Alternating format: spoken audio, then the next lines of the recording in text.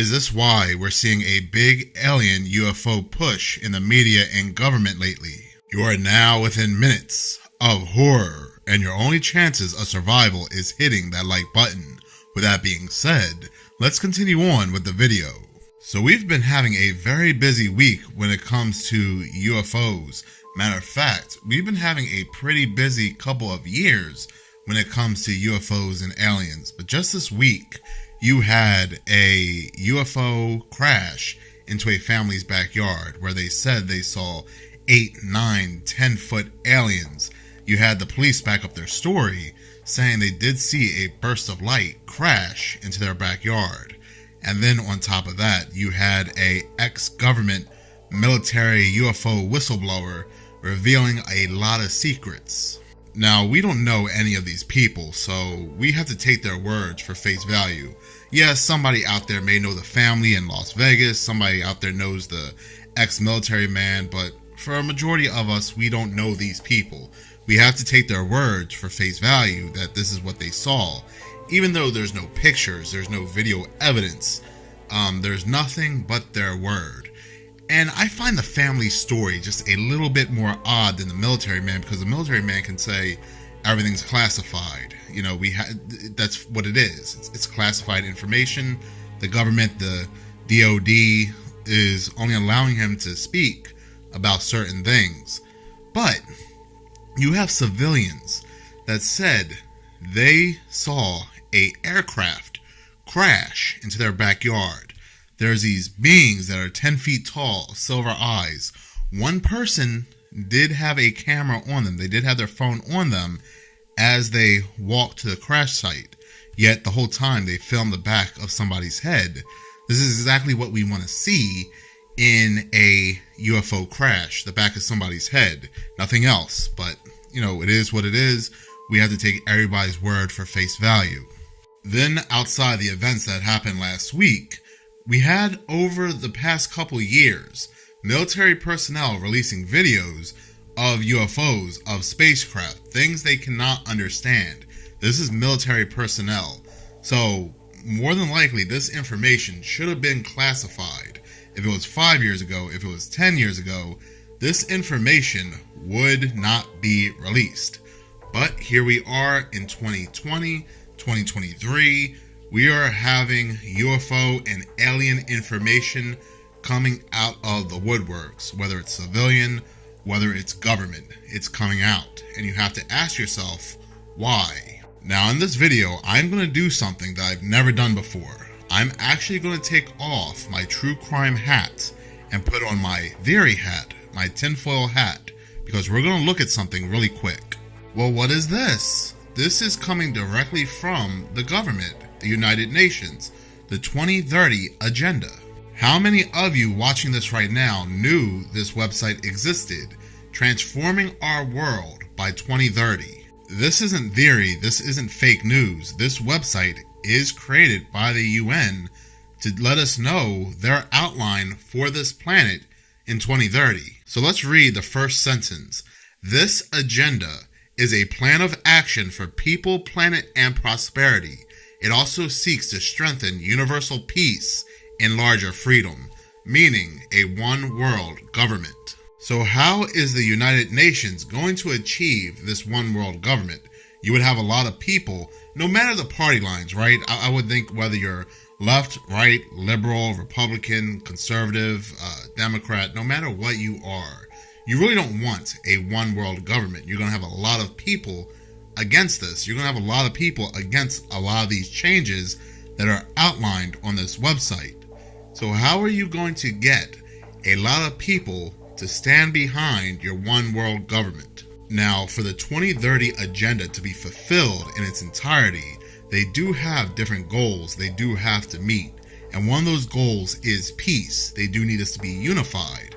And how are you going to unify a world as it is today, with so much hatred, so many people against each other, so many different opinions where people are really clashing? We have really descended into madness. And if you're going to tell somebody, well, in 10 years by 2030, or 7 years by 2030, the whole world is going to have peace and be unified. you would look at that person like they're crazy, especially with so many news stories you see today.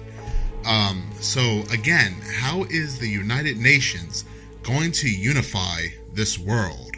Well, don't take it from me. I'm going to go ahead and let a president do the rest of the talking from here. So I'm going to go ahead and let Ronald Reagan take it away. Perhaps we need some outside universal threat to make us recognize this common bound. I occasionally think how quickly our differences worldwide would vanish if we were facing an alien threat from outside this world. And yet, I ask you, is not an alien force already among us? What could be more alien to the universal aspirations of our peoples than war and the threat of war? Perhaps we need some outside universal threat. The United Nations will also change how you eat. You will eat bugs. Like the CEO of a bug company for food said, there is a lot of money running on these bug products. So they do want to get rid of farmland. By the year 2024, that's going to be over $700 million. It's growing very quickly. But there's a lot more to grow. You see, the U.S. protein market alone is $23.4 billion. So if you don't think you're going to be eating bugs soon, you're going to want to rethink that. There is a lot of money riding on this industry. They want to get rid of cows. They want to get rid of chickens. That's why we see a lot of these stories where cows by the thousands are just dropping dead. There's barn fires. There's chickens in the hundreds of thousands being burned alive. And these animals cost these farmers lots and lots of money. So trust me, they are thoroughly doing everything they can to make sure these animals are protected. But we're seeing all these weird accidents and these cows dropping dead from the heat. So this is a part of that 2030 agenda, prosperity by making us all eat bugs. We do know that global energy systems, food systems and supply chains will be deeply affected. 2 billion people in the world eat bugs. Fried grasshopper. These are amazing.